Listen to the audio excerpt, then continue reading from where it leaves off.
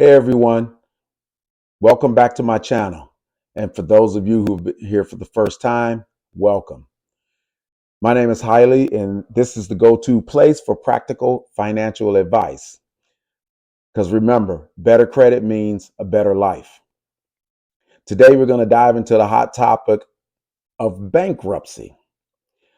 Is it really the debt relief solution that you need, or could it be leaving a lasting scar on your credit report? Let's break that down. All right. I'm going to tell you about Lisa. Lisa was a 35-year-old mother of two who worked full time as a medical assistant. She was going to nursing school. For years, Lisa, she had managed to juggle her responsibilities. She paid her rent. She had a child care for her kids. She had credit cards and she had student loans. Now, her federal student loans were in deferment while she was going to school for nursing, but she had a private loan that she had to pay on the fly. That loan was used that paid primarily for her books and things of that nature, but her tuition was all covered with her federal student loans.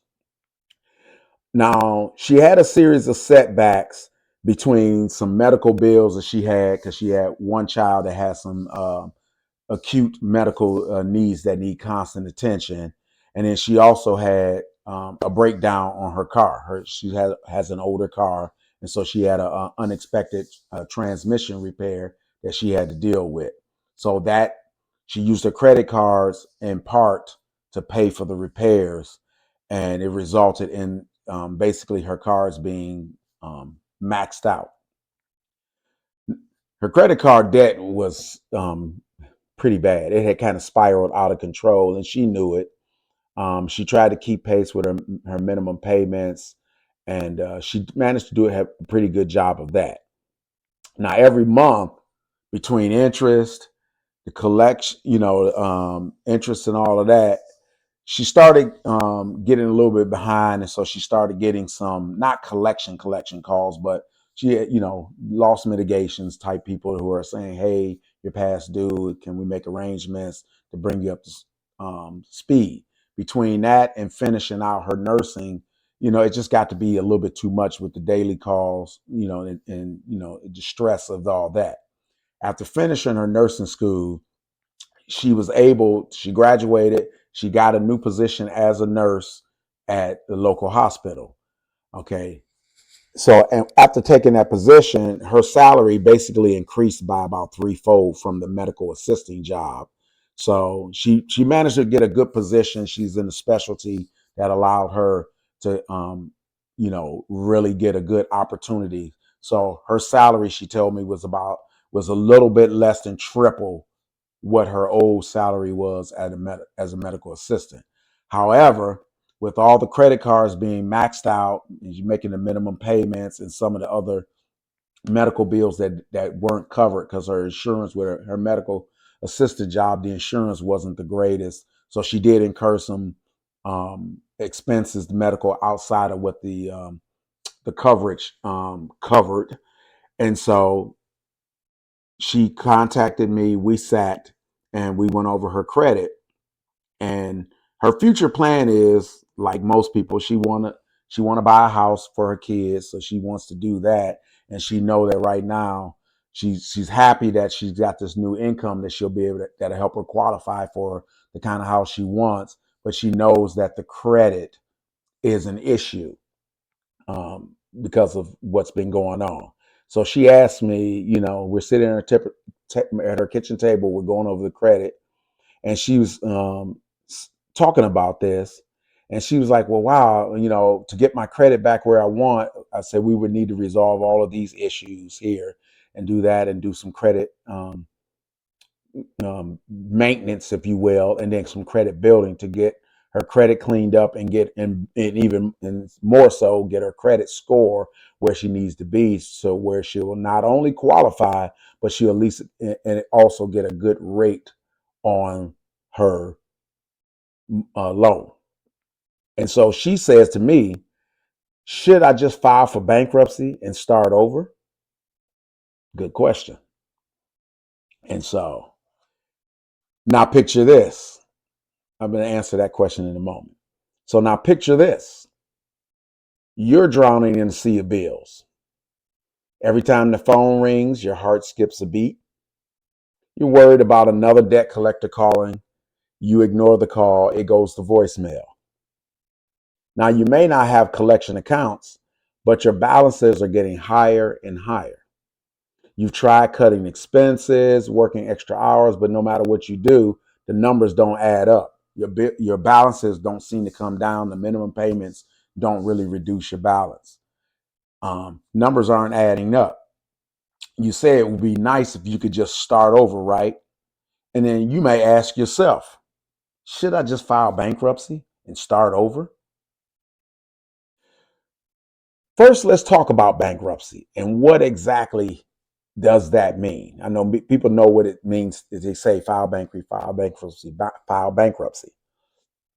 Basically, bankruptcy is the legal process where we as consumers go to the federal bankruptcy court. We're asking for protection against the collection efforts of our creditors. We say we can't pay, we owe more than we have in assets, and we want to be able to either through Chapter 7 wipe away all our debt, sell all our assets, wipe away all our debt, and start over. Or Chapter 13, we want to come up with a repayment plan that the court sanctions, so allow us to pay off our creditors over time and get back on track. Now, many people think, they say, oh, I want to be noble, I want to be responsible, and I want to do a 13 and do the repayment plan.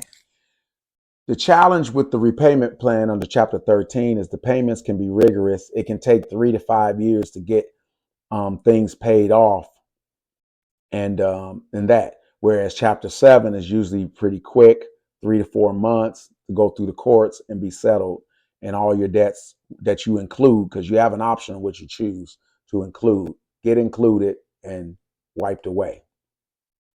Sounds good, right? But here's the catch. Bankruptcy, number one, the filing of it itself on the public records section of your credit report is there, and it's there for 10 years.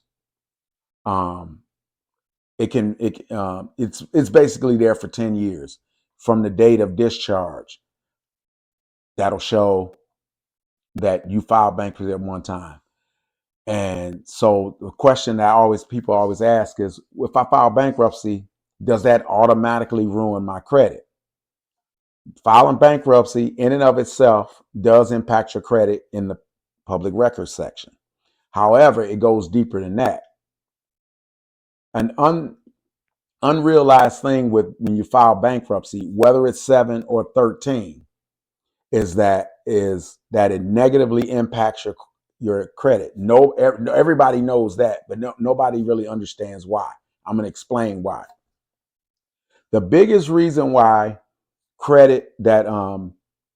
bankruptcy ruins your credit is because with Chapter 7, right, we're getting protection from our creditors. Creditors can't call you, they can't collect. So now because you're including those accounts in bankruptcy, you stop paying, right?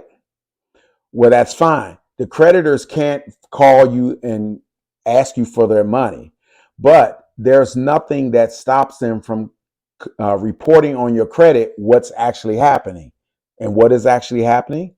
When you stop making your payments under the bankruptcy court, you become 30 days late, 60 days late, 90 days late. They can still report you as late because, in fact, you are, because you stopped paying. Even though you had permission from the court to stop paying, they still report it as such. So then you go, like I said, 30, 60, 90 days late, you're officially in default on your loan. They'll report that. So your credit will reflect 30 days late, 60 days late, 90 days late. Then you default. They can't collect. They can't call you to collections. Collection agents can't call you. So then they report you 120 days late. Then they report you 150 days late. They still report you as a charge off, a collection, and they still charge off the loan because they know they can't collect because you're protected under bankruptcy. So while the bankruptcy is protecting you and helping your finances, your debt management, It does nothing to help your credit because, in fact, because of bankruptcy, your credit is by default going to be bad because of that. Second of all, the bankruptcy file, that negative data is all there. So there's really no second. The first thing I said second, and the second thing I said first. Obviously, on top of that, it's going to make it harder for you to get loans, any new credit cards, or sometimes even rent, because some apartment complexes, the management companies won't rent to people who have a recent bankruptcy, because a lot of them feel like if you file once, you can file again. So, but it's not all bad news.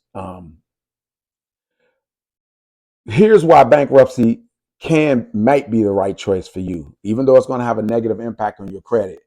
It will stop the collections if that's a pressure point for you, getting the collection phone calls and the letters. It will stop that. Oh, and I forgot to mention, even in chapter 13, when you're doing the debt repayment schedule, usually what they do is the bankruptcy court is negotiating with your creditors, usually for reduced payment or modified payment schedules, to help you catch up on the loan. The problem is the same as what I said on the chapter 7. Even though they're accepting these modified payments in terms and stretched out terms under chapter 13, they're still going to report on your credit that you were late because you're not making the minimum payments that you agreed to under your original loan contract. So when they made, so say for instance, you normally paid $100 a month on this particular debt that you included in bankruptcy, in chapter 13 bankruptcy. The bankruptcy court, the person that helps you, they negotiates with that creditor and says, okay, instead of you taking instead of the $100 a month that the client was supposed to take, we want you to take 50 bucks a month for the next 3 or 4 or 5 years. And they say, well, okay, that's fine. But they still report the credit that you're late because you didn't make the $100 payment you're supposed to, even though they agreed to the 50. You didn't pay the 100 that you originally agreed to, so you're late. So it becomes a series of rolling late payments. In other words, you're not paying on time and in full per your original loan agreements. So anything you do under bankruptcy court is not that. So they're going to report it as late, non-paid, because you didn't make the minimum payment. You're stretching it out. And so you still get the negative hits on your credit, the negative reporting, because the modified court payment schedule does not meet your originals. And that happens with every single one of your accounts that you include in bankruptcy and you stop making the payments the way you originally agreed to. So both of those examples, the filing of the bankruptcy and the non-payment, still gets recorded on your credit. And that's where most of the damage is done when it comes to bankruptcy, especially when you got multiple accounts, because obviously for every account you include in bankruptcy, that's going to be one new account that's going to be reporting negatively post or during bankruptcy and post bankruptcy.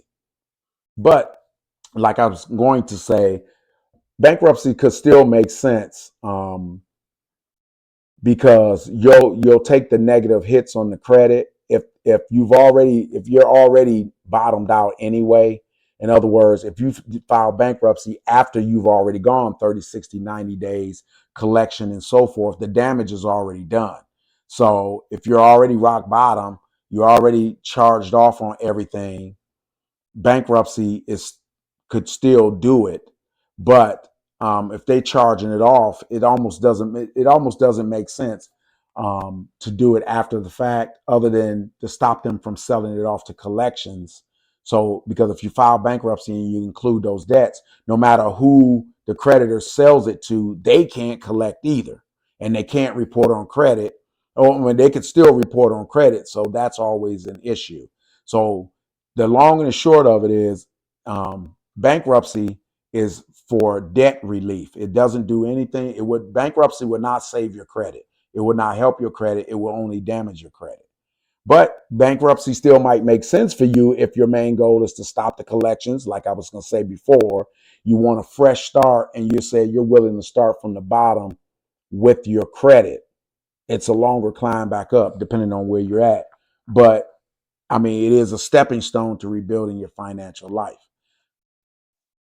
So you still hesitant? You still wondering bankruptcy, or should I try to work them out on my own?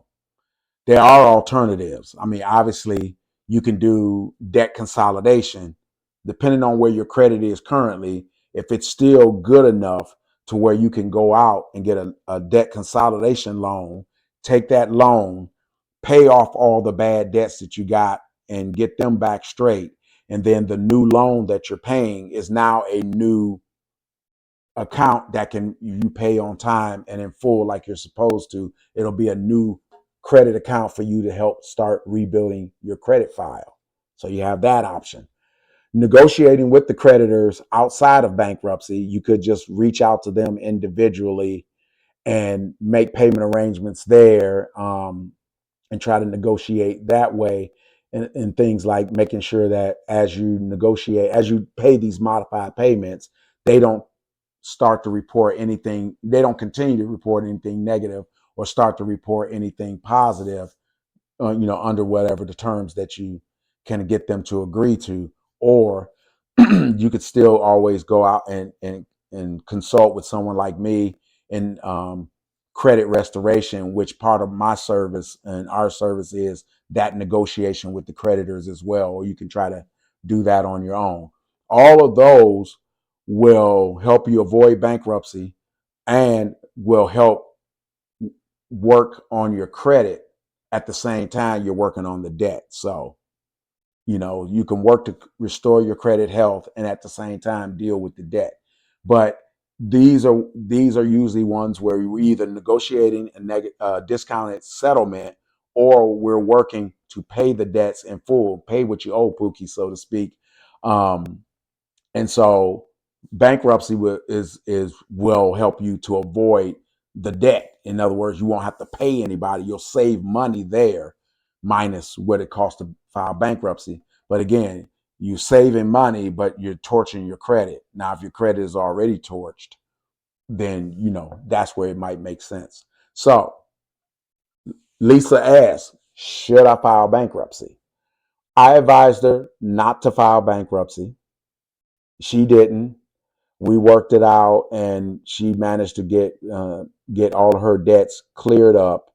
We increased her credit score, and we're going to be working for her to apply, be in good shape, so that when she applies for a mortgage, she'll go straight from pre-qual to pre-approval to a conditional approval on a home that she's looking at right now.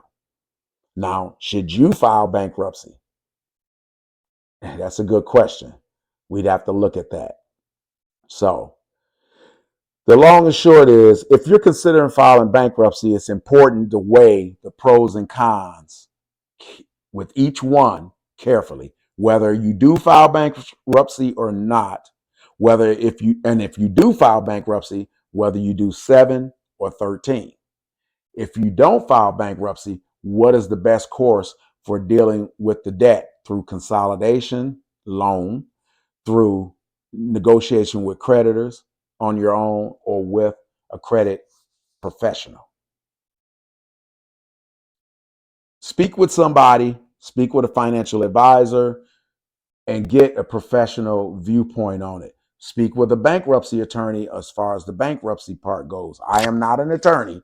I'm not offering attorney advice. I'm giving you an overview of how bankruptcy works. But I always imagine, no matter which course you want to take, talk to a professional so you can get the best, so you can get the full depth of knowledge of that professional, and you can make the best decision possible. So this one's short and sweet.